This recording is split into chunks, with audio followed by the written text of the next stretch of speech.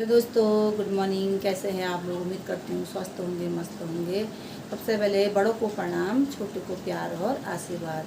मेरा नाम है हेमा पत्याल और मैं नई ब्लॉगिंग की स्टार्टिंग कर रही हूँ अपने उत्तराखंड हल्द्वानी से। और बात की जाए टाइमिंग की, टाइमिंग में है 5। मैं उठ गई थी 4 बजे, लेकिन मैं आज वॉक करने नहीं गई, ना डॉगी को ले गई। थोड़ी यहाँ ऊपर तक लेके गई, वैसे खोल के ले गई। इतनी बारिश है, बाहर जाने का मौका ही नहीं मिल रहा है। तो ऐसी डॉगी को थोड़ा ऊपर तक ले गई वॉशरूम कराने के लिए। और अब मेरे हस्बैंड भी घर में नहीं है। अब मेरी एक ड्यूटी और बढ़ गई है, मंदिर की पूजा करना, क्योंकि मेरे हस्बैंड करते हैं जब घर में रहते हैं मंदिर की पूजा पाठ। तो मेरी एक ड्यूटी और बढ़ गई है कि मुझे मंदिर की पूजा भी करनी है। और मैं नहा धो के रेडी हो गई हूँ और मैं मंदिर की पूजा करती हूँ। और उसके बाद फिर नीचे आके नाश्ता पानी करेंगे। आज लड़की की भी छुट्टी है, संडे है आज। और पहले मैं सबसे पहले भगवान की पूजा करती हूँ, दिखाती हूँ आपको मंदिर में, लेकिन पूजा कर तक तो नहीं दिखाऊंगी। और मैं दिखावा नहीं करती हूँ, क्योंकि जब हम ब्लॉगिंग करते हैं, भगवान को वहाँ पे जाते हैं, तो हमारा ध्यान ब्लॉग में रहता है। तो हम भगवान के ऊपर श्रद्धा नहीं रख पाते हैं और ना उनकी पूजा पाठ में ध्यान लगा पाते हैं। तो इसलिए मैं दिखावा नहीं करती हूँ। आपको दर्शन करा दूँगी भगवान के, उसके बाद मैं फिर आपको दिखाऊँगी। हर हर महादेव, जय इष्ट देवता। अब मैं करती हूँ मंदिर की पूजा। और ये है मेरे भगवान जी के लिए फूल। पहले इनकी पूजा करती हूँ, फिर मिलती हूँ आपसे। और श्रद्धापूर्वक पहले भगवान की पूजा कर लेते हैं, फिर मिलते हैं आपको अपने ब्लॉग में।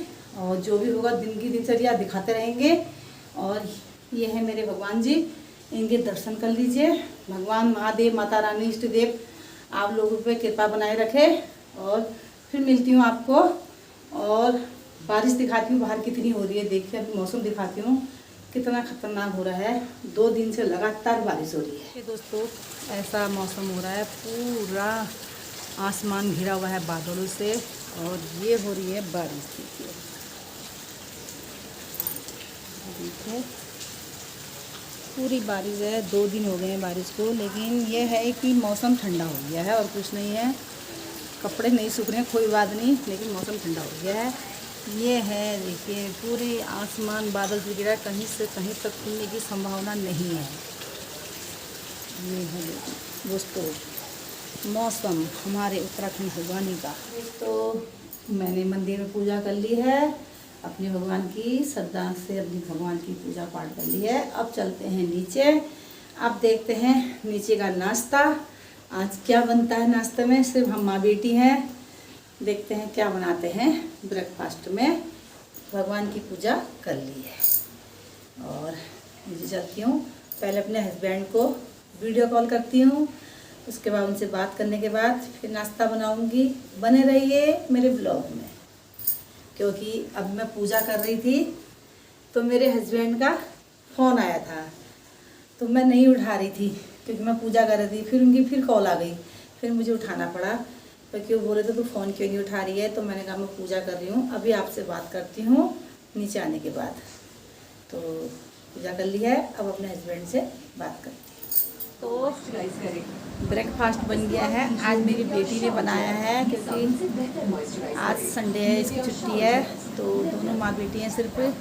तो मेरी बेटी ने बनाई है मैगी। आज हम ब्रेकफास्ट कर रहे हैं मैगी का, और आप लोग भी खा लीजिए। ये खाते हैं, फिर मिलते हैं आपसे। तो दिन के बज गए 12:30 और अब मैं दिन का लंच बना रही हूँ। और आज मैं बना रही हूँ भटकी चुगानी। और क्योंकि बहुत लोग ऐसे होंगे जो भटकी चुगानी नहीं समझते हैं, भट नहीं समझते हैं। हमारे उत्तराखंड के तो समझ जाएंगे, जो उत्तराखंड के हैं। जो प्लेन साइड के हैं भाई बंधु लोग, वो नहीं जानते होंगे कि भट क्या होते हैं। ये है भट, ये हमारे उत्तराखंड में बहुत होता है और इसकी दाल बहुत अच्छी होती है, जिसको हम कहते हैं भटकी चुगानी। और इसके डुबके भी बनते हैं और भटकी चुगानी भी बनती है। इसको रात को भिगा के सिलबट्टे में सुबह को पीस लो तो डुबके बन जाते हैं। और इसको तेल में भून के बनाओ तो भटकी चुड़कानी बन जाती है। तो आज मैं बना रही हूँ लंच में भटकी चुड़कानी और चावल। बाहर इतनी बारिश है, रुकने का नाम नहीं ले रही है, बिल्कुल भी नाम नहीं ले रही है। अब रात शाम तक क्या करती है मुझे भी नहीं पता। इसमें रखा है मैंने गर्म पानी चावल के लिए। अब आप लोग कहोगे कि चावल कुकर में नहीं बना रहे हैं, तो मैं ज़्यादा कुकर में बनाती हूँ, लेकिन जिस दिन मेरे को खाना होता है तो मैं इस देग में बनाती हूँ। उसका रीज़न क्या है कि इसका मैं मांड, चावल का मांड निकाल लेती हूँ, क्योंकि मैं शुगर वाली हूँ। तो इस चावल का मांड निकाल के तब मैं खाती हूँ चावल को। तो इसलिए मैं आज भात इसमें बना रही हूँ, मतलब चावल। अब भात तो हमारा होता है, हम क्या समझ जाएंगे, प्लेन खाते जाएंगे भात क्या होता है। तो इसमें मैं भात बना रही हूँ। सिर्फ मेरे को शुगर है इसलिए, नहीं तो मैं कुकर में बनाती हूँ। जिस दिन मेरे को चावल नहीं खाने होते तो मैं कुकर में बनाती हूँ अपनी बेटी के लिए। जिस दिन मुझे खाने होते तो मैं डेगची में बनाती हूँ, क्योंकि मैं शुगर वाली हूँ। इसका मांड निकाल लेती हूँ। और जो भटकी मैं चुड़कानी बना रही हूँ, भटकी दाल बना रही हूँ, तो उसकी सामान ये तैयार किया है। देखो, एक टमाटर काटा है, इसमें प्याज काटा है, लहसुन काटा है और हरी मिर्च काटी है। अब मैं बनाती हूँ, अभी दिखाती हूँ आपको बनाते हुए। तो दोस्तों देखो, तेल गरम हो गया, इसमें मैंने जीरा और लहसुन डाल दिया है। अब मैं इसमें डालूंगी प्याज।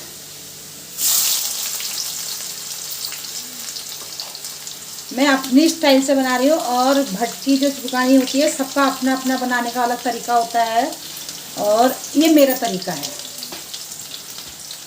ठीक है दोस्तों, ये प्याज हो रही है गरम, देखिए। अब मैं इसमें डालूंगी भट, ये डाल दिए हैं मैंने इसमें भट। अब ये भट पहले चट चट चट चट करेंगे, आवाज़ करेंगे तो सोच दो भट भून गए हैं। ये डाल दी मैंने इसमें हरी मिर्च, खड़ी काटी है इसमें दोस्तों। अपना, मैंने बोला था थोड़ी देर पहले कि अपना अपना तरीका होता है बनाने का।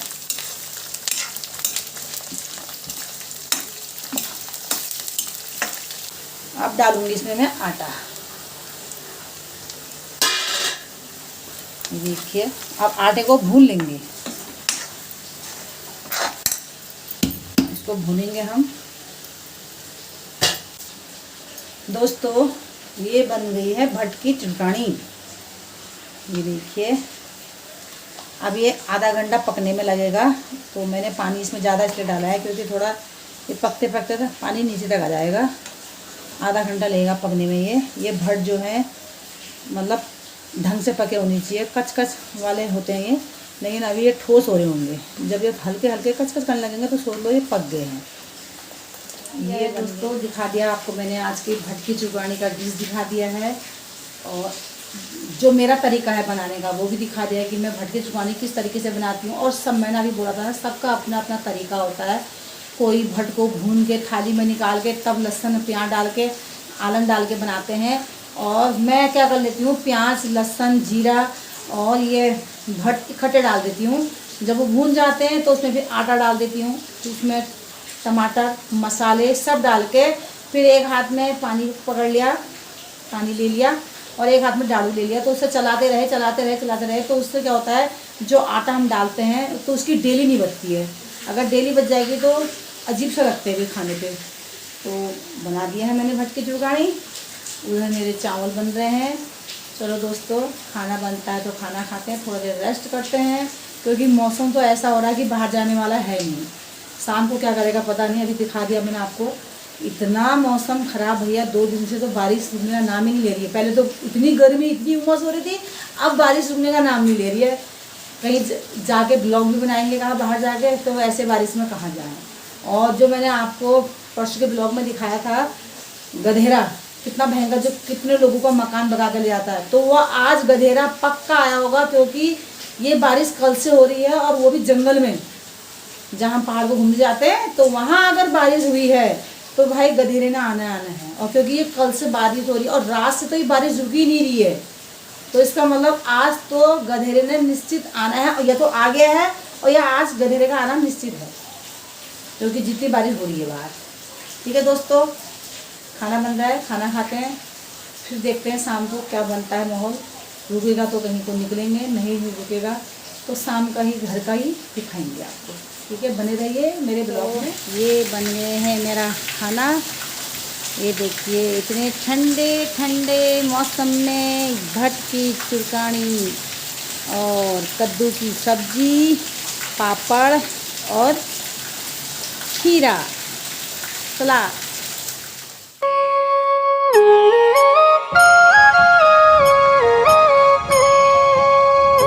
शाम के हो गए 4:30 पौने 5। बारिश रुकने का नाम नहीं ले रही है। कल रात से बारिश लगातार है। बारिश तो परसों से हो रही है, लेकिन ये है कि रुक भी रही थी, बीच में बारिश हो भी रही थी, रुक भी जा रही थी। मतलब बाहर जाने का, दुकान से सामान लाने का, ऐसा मतलब मौका दे रही थी। 1-1 घंटा 2-2 घंटा बंद भी रह रही थी। लेकिन कल रात से तो कंटिन्यू बारिश होने में है, सांस ही नहीं ले रही है, रुकने का नाम नहीं ले रही है। बताओ, पौने 5 हो गए, बाहर घनघोर बारिश चल रही है। और जो मैंने आपको बताया था परसों के ब्लॉग में, गधेरा दिखाया था, वो गधेरा बहुत भयंकर आया है। बल बहुत ही भयंकर आ रहा है वो गधेरा। क्योंकि मैंने अभी अपनी भाभी को फ़ोन किया तो भाभी ने बताया कि गधेरा बहुत भयंकर आया है। कल रात से ही गधेरा आ गया था। बल मैं सोची थी वहाँ जाऊँगी, गधेरे पे ब्लॉग बनाऊँगी। हमारे यहाँ पे सामने ही है वो। और तो लेकिन बाहर ऐसा हो रहा है ना, जाने का ही नहीं हो रहा है। कहीं हाथ से मोबाइल गिर गया तो और मुसीबत। अब छाता से पकड़ूंगी या मोबाइल पकड़ूंगी। अब साथ में कोई और होता तो तब चल भी देती मैं।